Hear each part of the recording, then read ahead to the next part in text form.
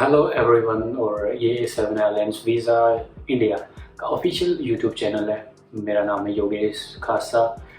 और मेरे ख्याल से ज़्यादातर लोग मुझे जानते भी होंगे, जो अगर ये वीडियो देख रहे हैं तो ऑब्वियसली हो सकता है कि जानते हो, ना भी जानते हो तो जान जाओगे। मैं यूके में रह के वापस आया हूँ India, just for temporary, not permanently.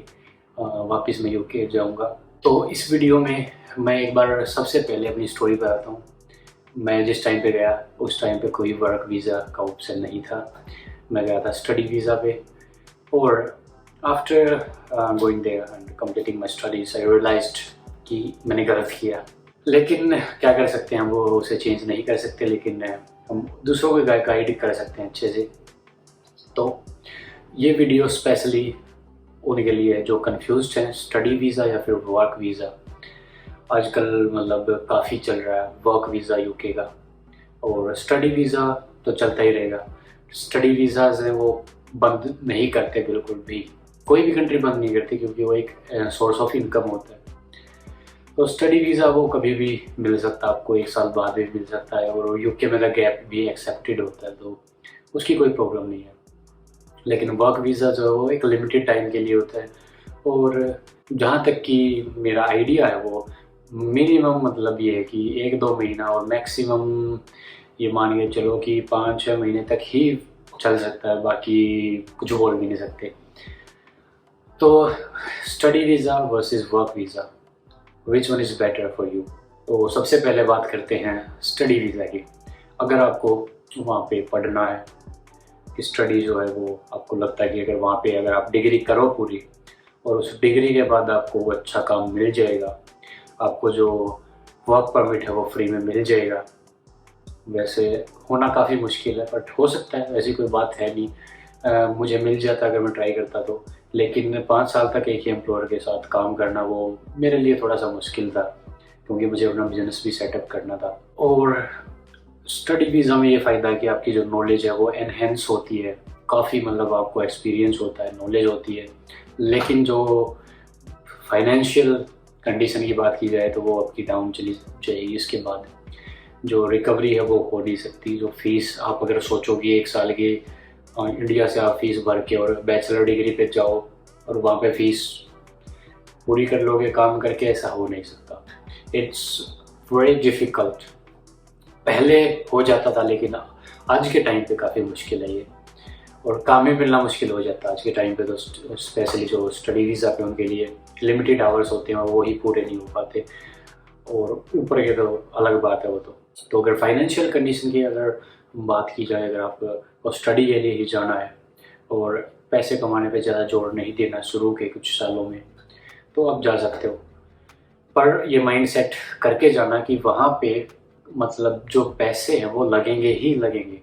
अगर कमाओगे तो वो भी वहीं पे ही लगेंगे, जो भी कुछ 2-4 पाउंड कमाओगे, मतलब ज़्यादा ही बनेगा वो, पर वहीं पे ही लग जाएंगे सारे। और अब बात करते हैं वर्क वीज़ा की। ज़्यादातर लोगों को काम करने के लिए ही जाना होता है, पैसे कमाने के लिए।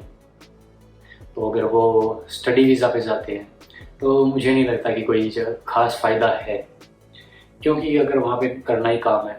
अगर स्टडी वीज़ा पे जाते हो, 1 साल की मास्टर्स डिग्री भी है, 1 साल की मास्टर्स डिग्री की 2 साल का, उसके बाद जो ग्रेजुएट रूट या मतलब PSW भी बोलते हैं उसको, वो ले लिया, 3 साल हो गए।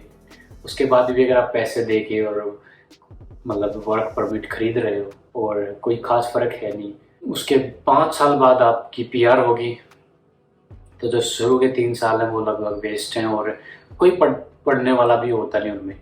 90% लोग ऐसे होते हैं जो स्टडी पे जाते हैं और सिर्फ काम के लिए ही जाते हैं। तो उनके लिए बिल्कुल भी कोई फ़ायदा नहीं है स्टडी वीज़ा का। वो बिल्कुल वर्क वीज़ा की साइड में जा सकते हैं, और ऑप्शंस हैं जो काफ़ी खुल रहे हैं अभी। पहले सिर्फ एक केयर का ऑप्शन था, लेकिन अभी जो है वो काफ़ी ऑप्शंस हो गए हैं। अगर प्रोफाइल अच्छी है तो IT में जा सकते हो, MBA अगर यहाँ से किया तो मैनेजमेंट की साइड में जा सकते हो, कंस्ट्रक्शन की साइट्स खुल गई हैं, और कुछ लोकल है जैसे होटल्स वगैरह का, हॉस्पिटैलिटी में भी काम मिल जाता है, पब्स वगैरह में काम मिल रहा है। और इसके अलावा डोर टू डोर केयर में भी मिल जाता है, और काफ़ी वैरायटी आ चुकी हैं अभी। अगर बात की जाए 7 आइलैंड्स वीज़ा की, तो हमारे पास अराउंड 8 से 10 कुछ कैटेगरीज हैं, उसमें वैकेंसीज जो हैं वो अवेलेबल है विद वर्क।